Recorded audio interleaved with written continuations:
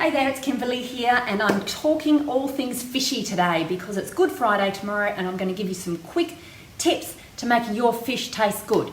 So what I always have in the cupboard for when we have fish is a pre-mixed little version of my spice mix. So half full of tapioca. You could use rice or corn flour, gluten-free, plain flour, whatever you fancy, but I prefer the tapioca. It gives it a little bit of a crust as well. So your easiest option is to buy a premix. That's a Middle Eastern sort of flavoured one. It's already mixed up, beautifully balanced flavours. And then curry powder's also a good one. What I recommend you do is put your flour in, put your spice in. A cup and a half of flour, I would put in 2 to 3 teaspoons of premix.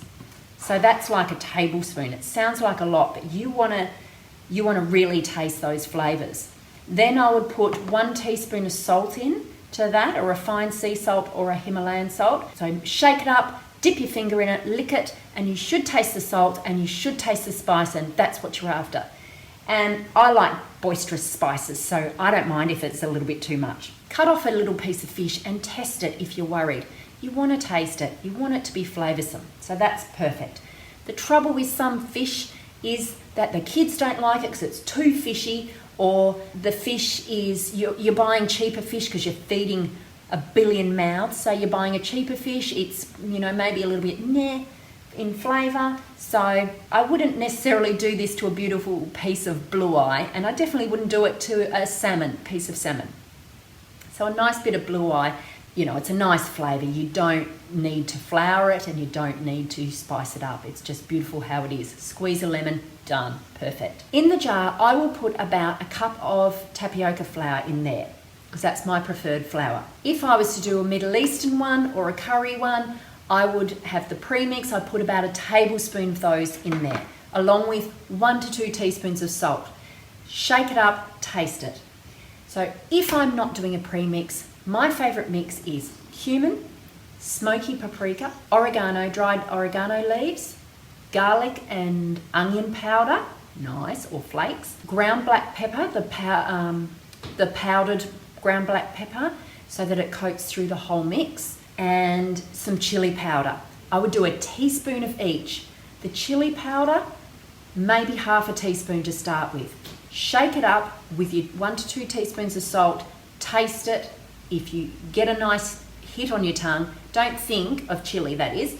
Don't think, oh, that's too spicy, because once you have it and it's fried and it's it's got the oil in there and the flavours of the fish, it's going to be mellowed out. So don't stress if it's spicy. You want to taste the spice, is my message. So that's our favourite spice mix. Another one is the Chinese 5 spice. We love that. So just Chinese 5 spice, maybe 2 teaspoons of that, 1 teaspoon of ground black pepper, 1 to 2 teaspoons of salt.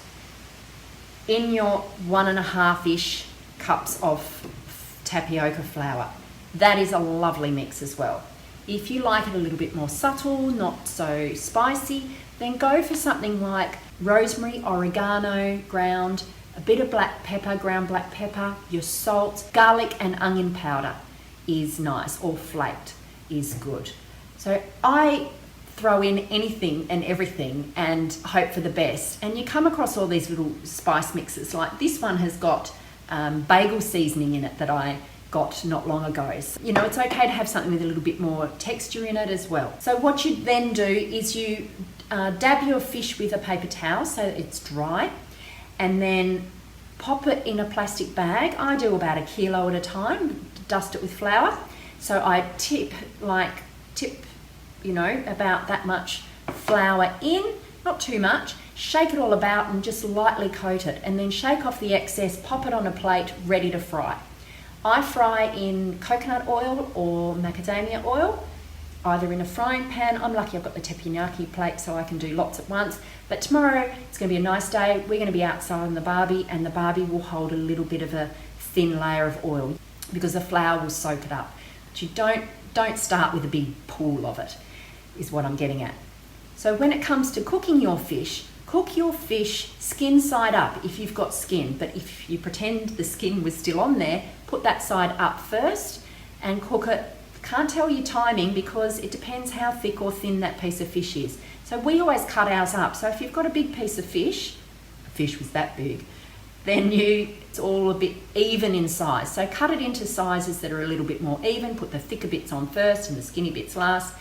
But when I'm cooking flathead, literally you'd be lucky if they're in the pan for more than a minute. It'd be a minute to a minute and a half maybe, depending on how big they are. So the trick is when you turn them, that you look to see what the sections, the sort of segments that fish have, you know how they have segments, they will start to open, and that's why you have the skin side up first, so that when you flip it, you'll see those segments open up a little bit. So you don't want them to be open. Once they start to open, you want to check that fish, because once they start opening up, it means it's going to start drying out, and that's when you get a dry, horrible piece of fish that nobody really enjoys eating. So you want it nice and moist and tender and beautiful. Check it once you start to see those little segments opening, even before. Have a little test piece that's your one that you're going to start poking and prodding at, or that bit goes on your plate when you're finished.